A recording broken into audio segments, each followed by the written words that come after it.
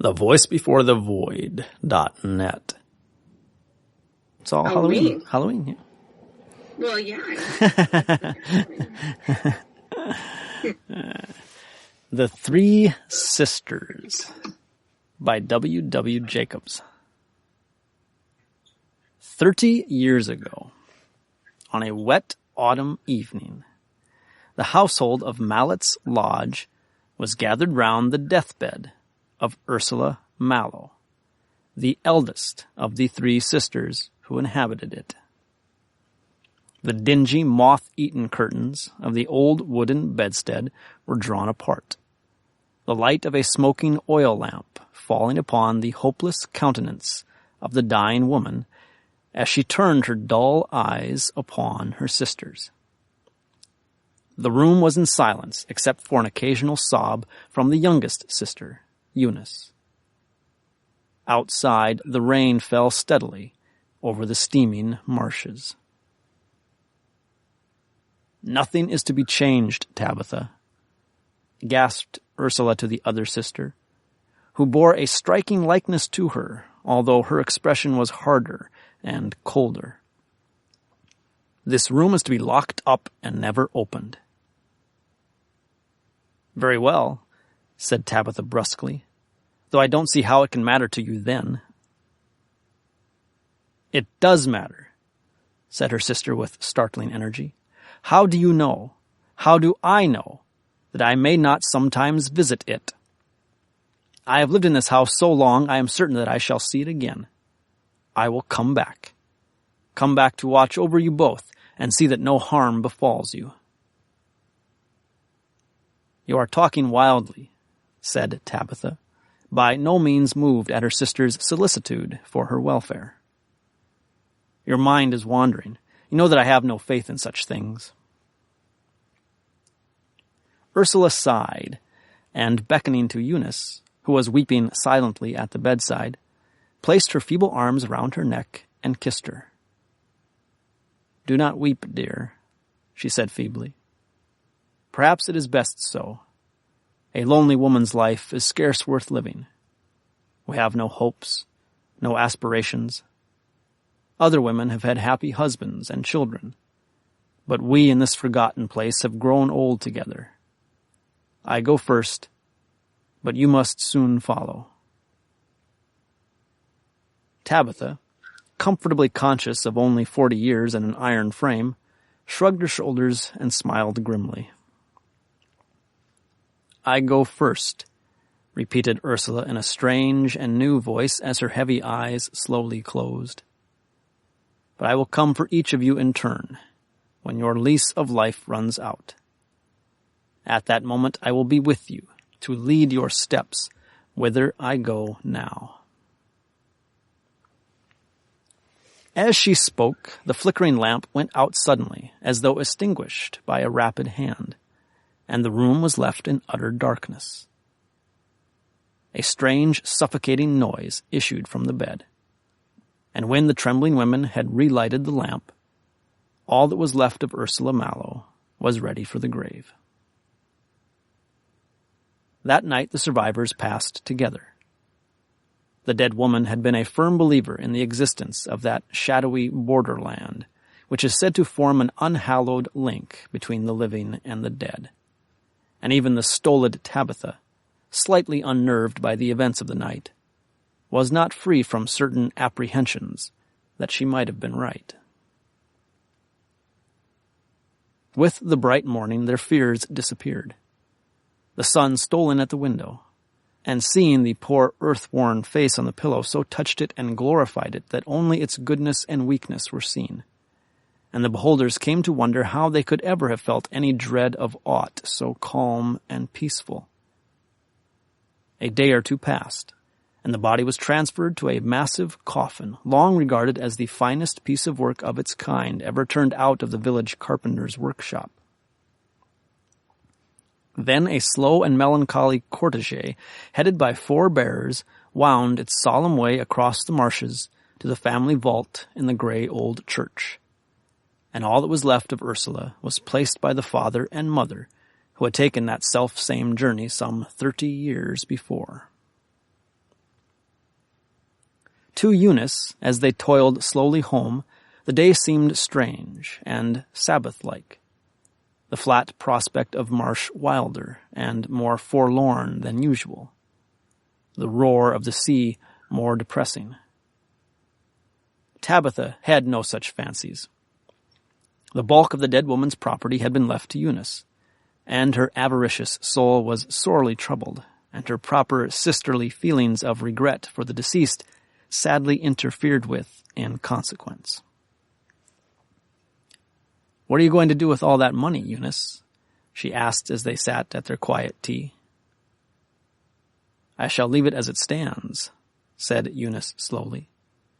"We have both got sufficient to live upon, and I shall devote the income from it to supporting some beds in a children's hospital."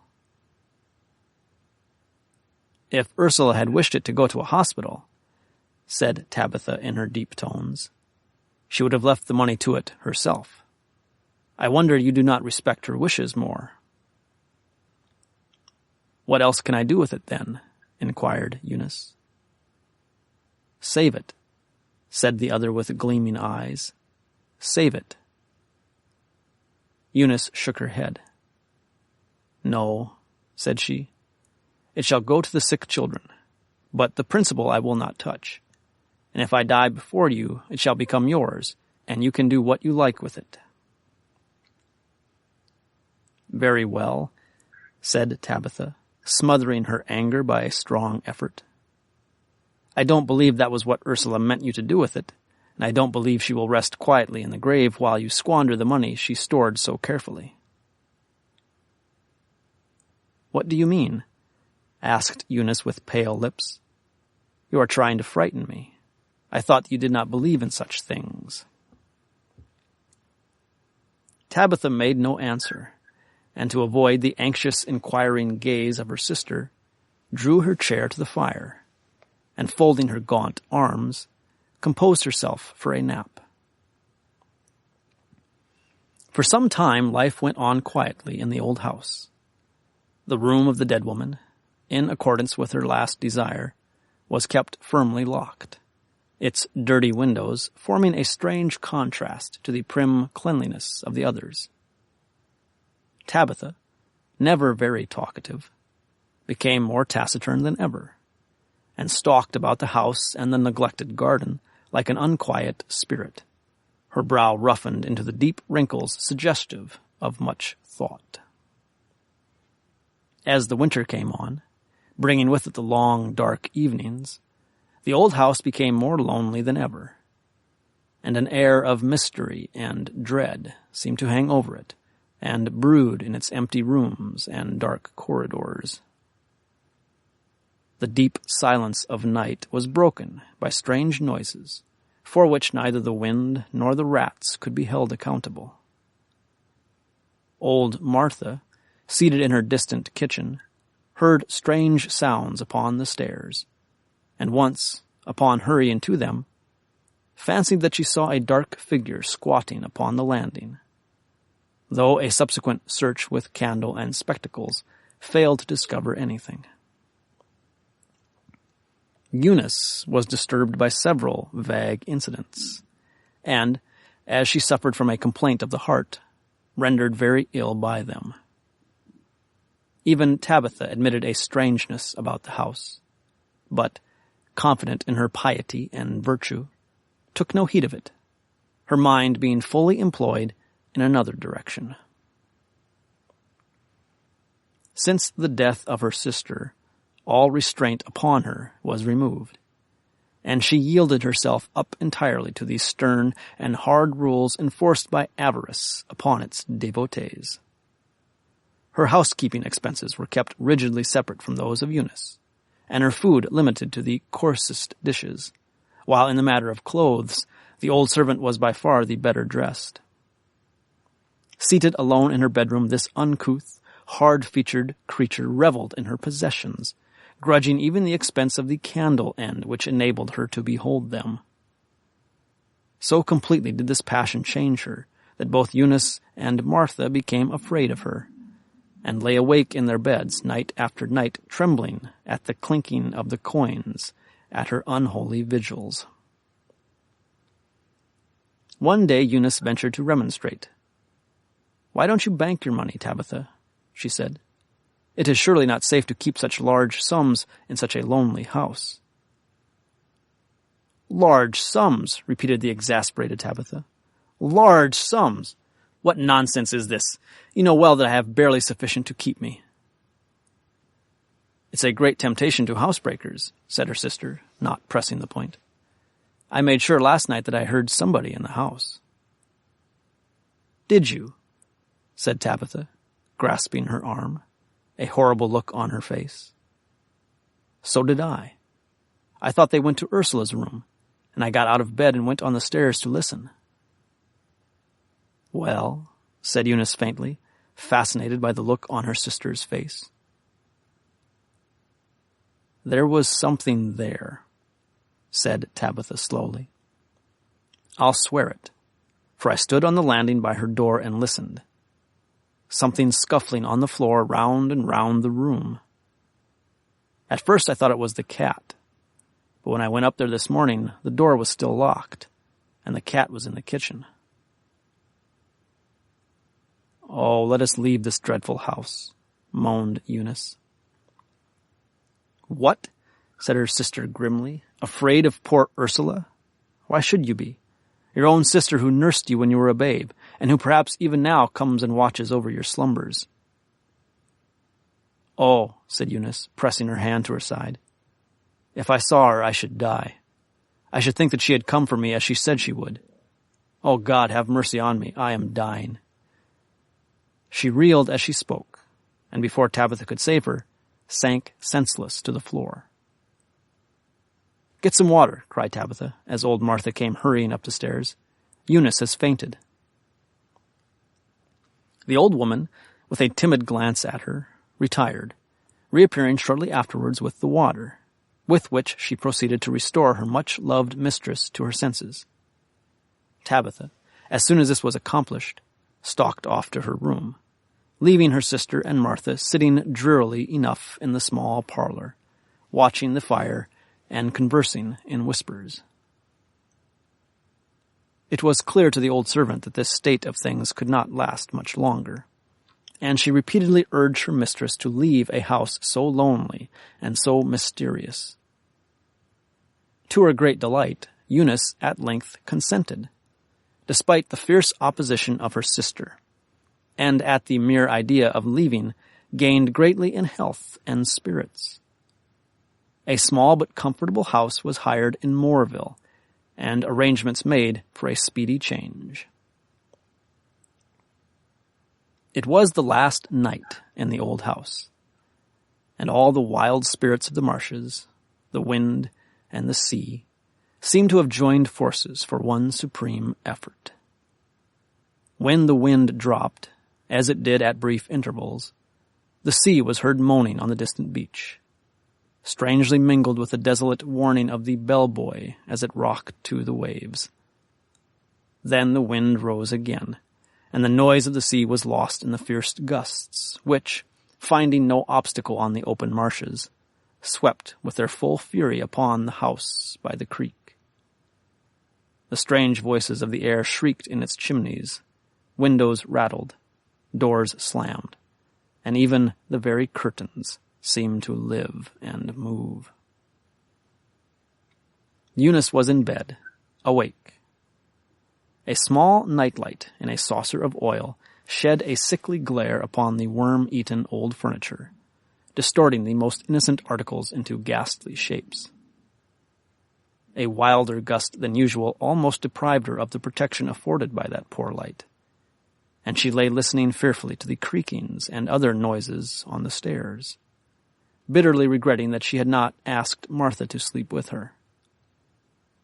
But it was not too late even now. She slipped hastily to the floor, crossed to the huge wardrobe, and was in the very act of taking her dressing gown from its peg, when an unmistakable footfall was heard on the stairs. The robe dropped from her shaking fingers, and with a quickly beating heart, she regained her bed. The sounds ceased, and a deep silence followed. which she herself was unable to break, although she strove hard to do so. A wild gust of wind shook the windows and nearly extinguished the light, and when its flame had regained its accustomed steadiness, she saw that the door was slowly opening, while the huge shadow of a hand blotted the papered wall. Still her tongue refused its office. The door flew open with a crash. A cloaked figure entered, and, throwing aside its coverings, she saw with a horror past all expression the napkin-bound face of the dead Ursula, smiling terribly at her. In her last extremity she raised her faded eyes above for succor, and then as the figure noiselessly advanced and laid its cold hand upon her brow, the soul of Eunice Mallow left its body with a wild shriek and made its way to the eternal. Martha, roused by the cry, and shivering with dread, rushed to the door and gazed in terror at the figure which stood leaning over the bedside.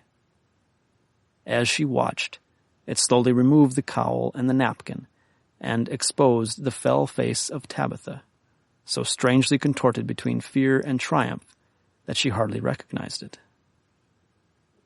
"Who's there?" cried Tabitha in a terrible voice as she saw the old woman's shadow on the wall. "I thought I heard a cry," said Martha, entering. "Did anybody call?" "Yes, Eunice," said the other, regarding her closely. "I too heard the cry, and hurried to her. What makes her so strange? Is she in a trance?"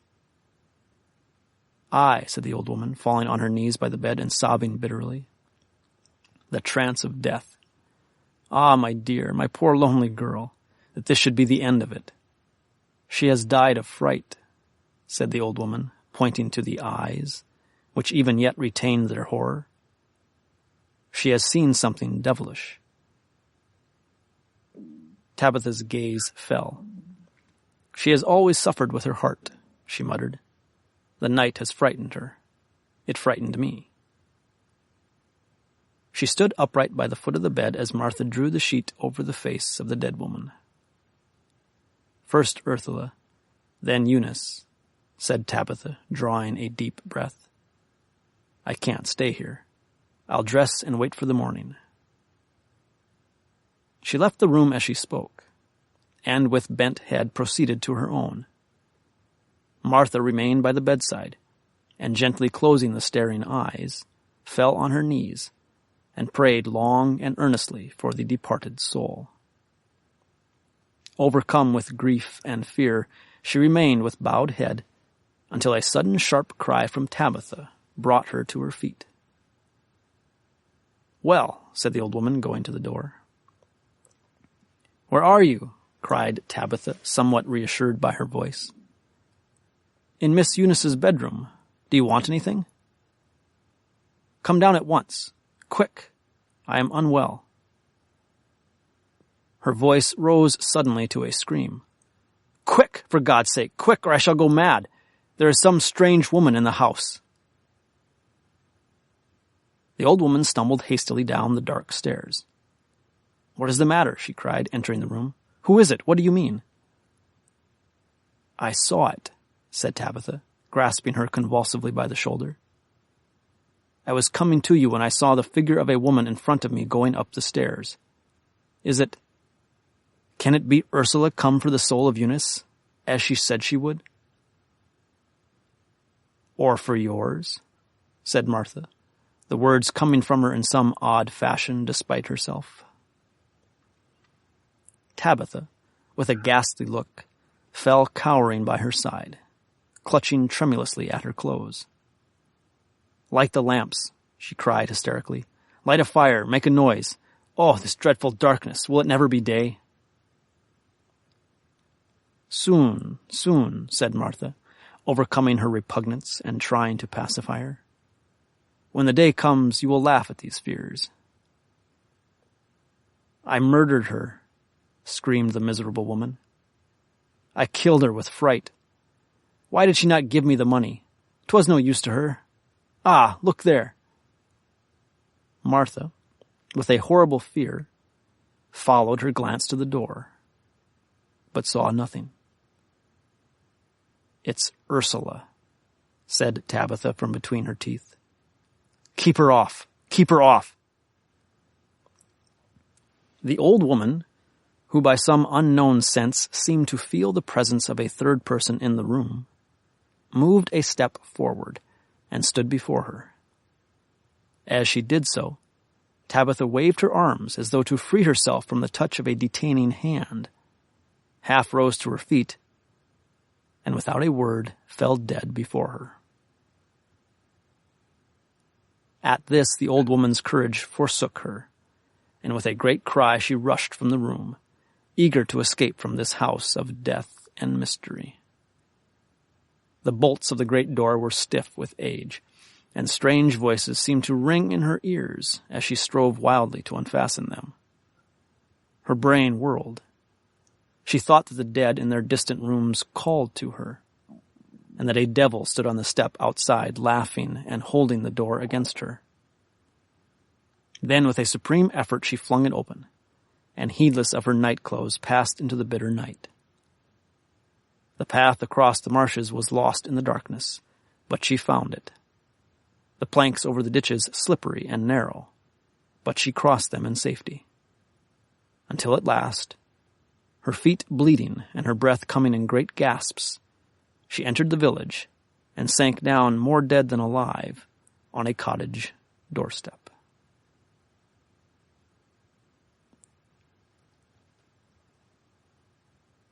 I like that one. Yeah.